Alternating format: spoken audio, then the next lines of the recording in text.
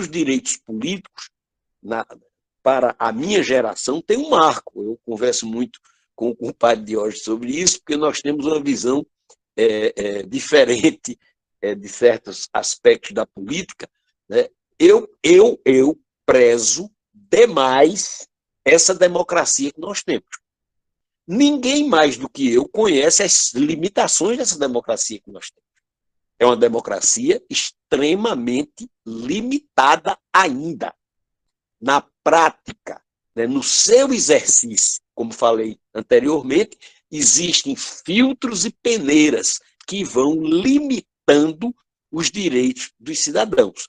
Entretanto, existem conquistas importantíssimas.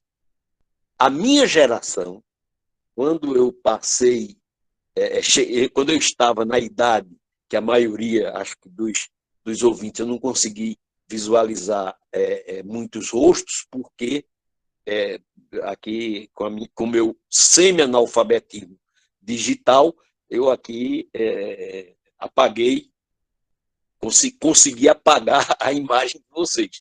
Né? Então, nem estou vendo vocês, nem estou me vendo, nem estou tendo esse retorno, porque as expressões já são, por si mesmo, um retorno. Mas a minha geração, quando eu cheguei na idade de fazer o vestibular, né, o Brasil vivia uma ditadura. Em 1968, dezembro de 68, que eu fiz o vestibular, ou foi janeiro, mas, enfim, estava na reta final de preparação para o vestibular, aconteceu o famigerado ato institucional número 5, que endureceu a ditadura. Endureceu de uma forma que inimaginável. Quer dizer, a gente hoje diz o que quer sem medo de sofrer punição por isso. Você pode até se envolver em brigas, pode até ser agredido no bar por isso, mas não por intervenção do Estado. O Estado brasileiro, a partir da redemocratização, a partir de 1985, né, reconquistou o direito cidadão de expressar as suas opiniões. Cada pessoa pode dizer o que pensa sem medo de punição pelo Estado. É evidente que esse é um direito.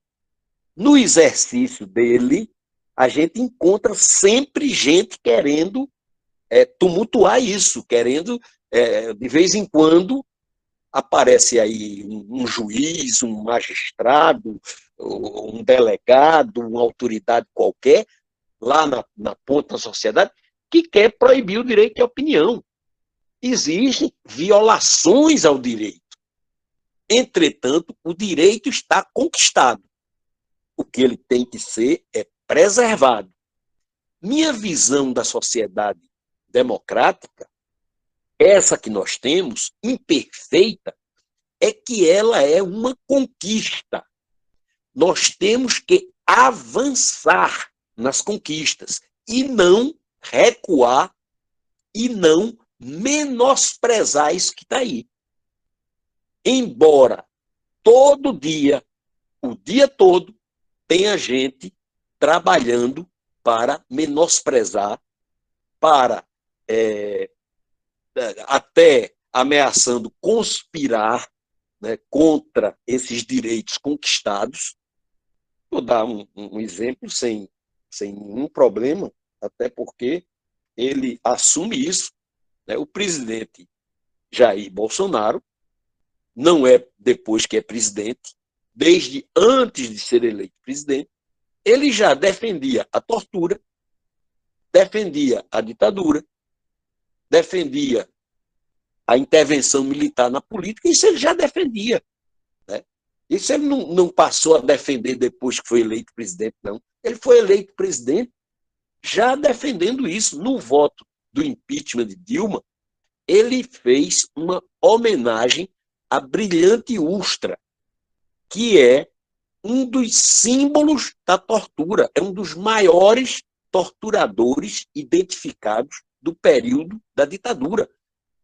Torturador que machucou pessoas, matou pessoas sob tortura, né? E Bolsonaro homenageou Brilhante Ustra. O elogio da ditadura ele sempre fez. E é um direito. Veja, na democracia, é um direito de qualquer um defender qualquer ideia. O princípio de cidadania está muito ligado ao princípio do liberalismo. Liberalismo não esse liberalismo econômico que é usada a palavra liberalismo, no caso do liberalismo econômico, para justificar uma prática econômica contrária aos interesses da maioria da sociedade.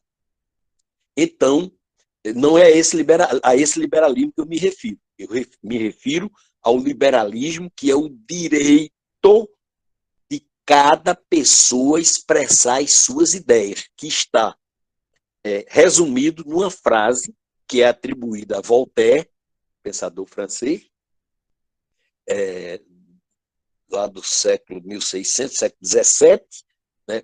Tem uma frase atribuída a Voltaire que diz o seguinte: não concordo em nada do que tu dizes, com o que tu dizes, mas sou capaz de morrer para garantir o teu direito de dizer. Ou seja, eu discordo das tuas ideias, mas defendo até a morte o teu direito de ter essas ideias que divergem das minhas e de expressar essas ideias. Hoje, esse liberalismo está vigorando no Brasil. Esta cidadania, quer dizer, o direito de ir, vir, ficar se quiser, que é uma frase que vem do direito romano, né, de 2000 anos atrás, mais de 2000 anos atrás. O direito de expressar a livre expressão do pensamento, a livre expressão das crenças religiosas. Isso é um direito já conquistado, mas que vive sendo diariamente ameaçado. Diariamente. Teve até o gesto do atleta lá na Olimpíada, fazendo a flecha de, acho que é Oxóssi, né? A flecha de Oxóssi, que impactou o mundo, né? Onde ele faz a defesa do seu direito de exercitar sua crença religiosa de matriz africana numa sociedade que é plural, numa sociedade que é laica, mas numa sociedade onde as religiões populares, as religiões de matriz africanas, ainda são muito mal vistas pela elite, muito menosprezadas pela elite. E se você for para 100 anos atrás, eram perseguidas a pata de cavalo e a borrachada de policial. A cacetada, que naquele tempo nem era borracha, era cacete mesmo, cacetete era cacete. Então, os terreiros chamados terreiros de macumba, os terreiros de religiões africanas eram invadidos pela polícia, eram depredados, os símbolos eram quebrados e tal. Hoje, esse direito é preservado. Porém, da mesma forma que os direitos políticos existem, nem sempre são exercitados, esse direito nem sempre é exercitado. O Estado é laico, mas se usa o nome de Deus para tudo. Se usa símbolo religioso em todo canto. Uma vez eu fui fazer uma palestra numa Câmara de Vereadores sobre o Estado, né? Alguma coisa ligada ao Estado. E eu disse, olha, o Estado é laico. Aí apontei. a parede, assim, por trás da mesa de reuniões e por trás do púlpito onde eu estava falando, tinha um crucifixo assim de uns 3 metros de altura, uma coisa assim enorme. Era, sei lá, pelo menos 2 metros por 1 metro, era mais do que 2 metros, era uma coisa enorme, assim, um crucifixo enorme. Aí eu disse, nós estamos no Estado laico. Agora, o símbolo de que nós não praticamos o Estado laico está aqui atrás de mim. Né? Não fez muito sucesso essa minha palestra, não. Os vereadores não ficaram muito satisfeitos, não. Embora a plateia tenha reagido muito bem. Eu levei uma salva de palmas, né, nessa hora, mas nenhum dos vereadores que estavam na bancada da frente bateu palmas. Por quê? Porque a religião católica ainda é quase a religião oficial do Estado.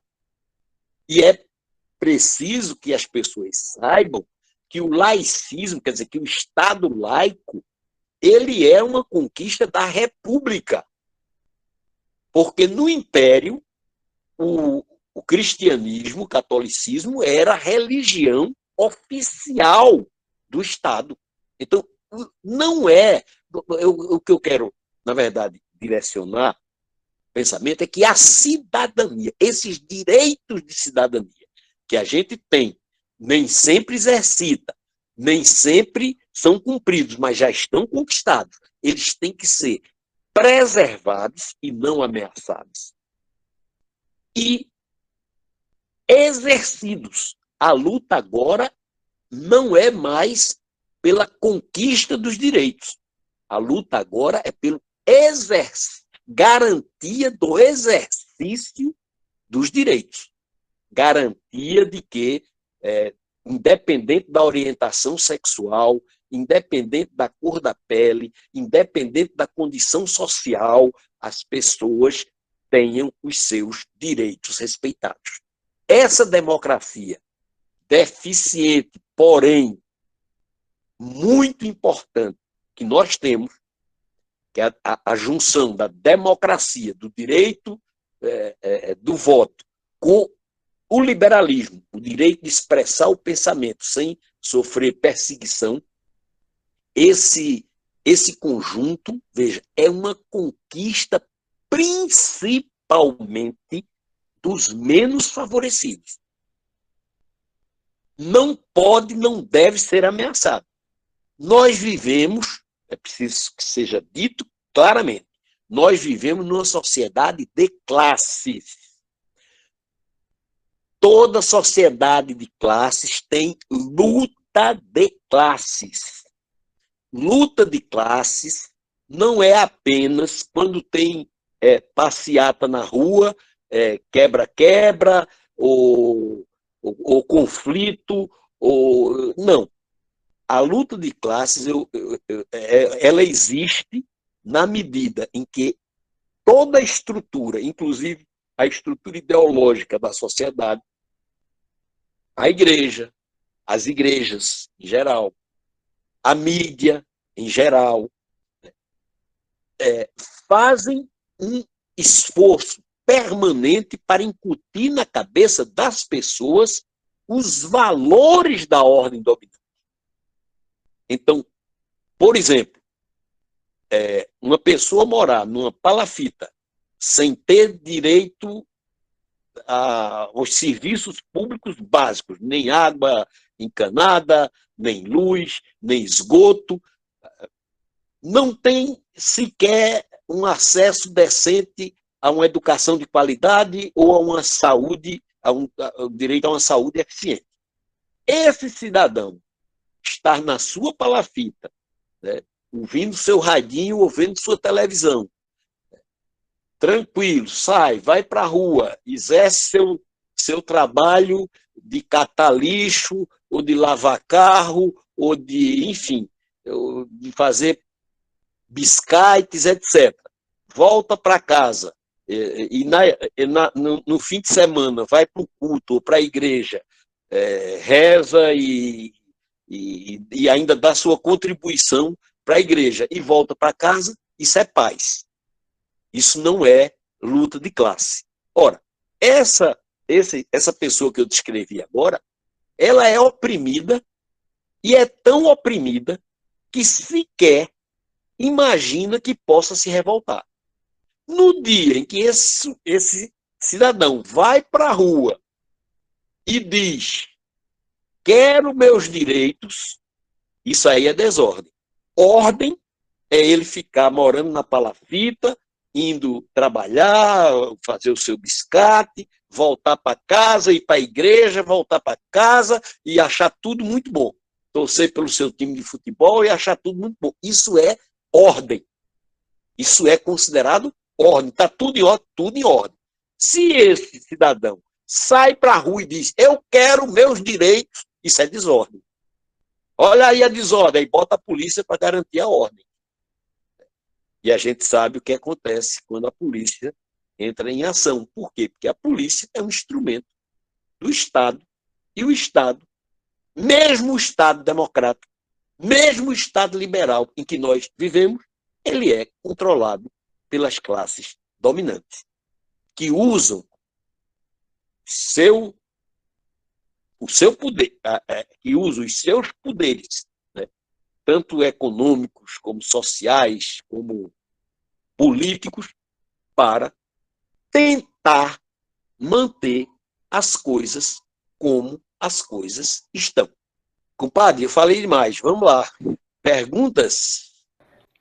O senhor, em resumo, falou que as populações, durante os tempos, lutaram pelos direitos que, no caso, a gente adquiriu hoje, mas eles não estão sendo preservados e utilizados como deveriam ser. Eles existem, mas não entram em ação, mais ou menos.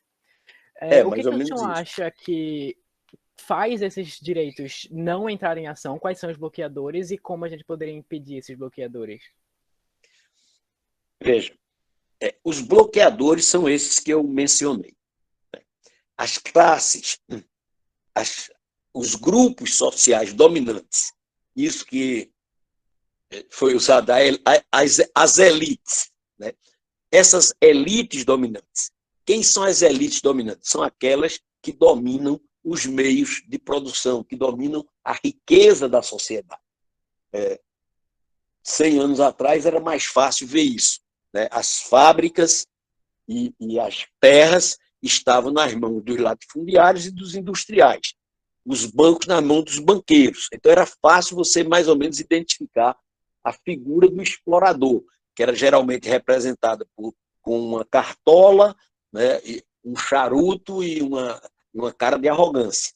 Com o passar do tempo, essas elites foram se disfarçando, né?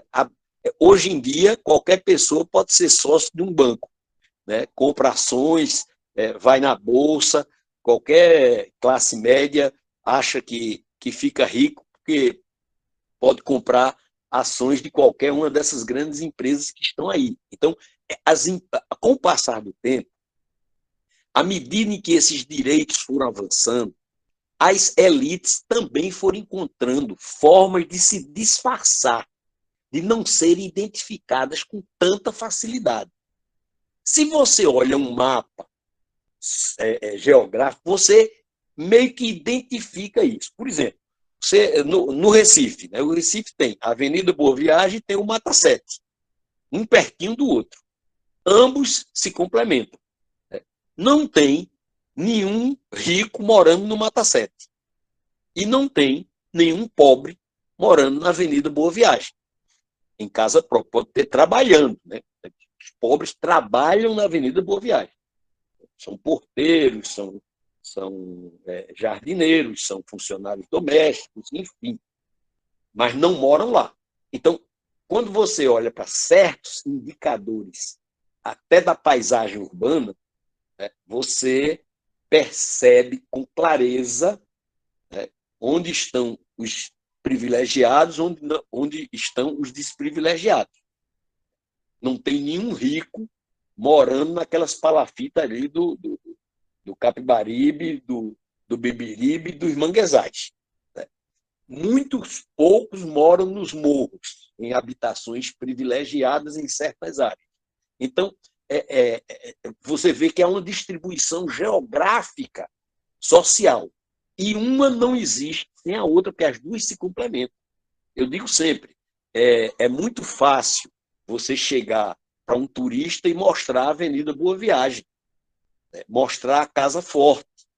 Então, o camarada sai impressionado. Se só vê aquilo, um estrangeiro que passa pela Avenida Boa Viagem, passa por Casa Forte, almoça no Leite, né, e vai embora, acha que o Recife é um paraíso.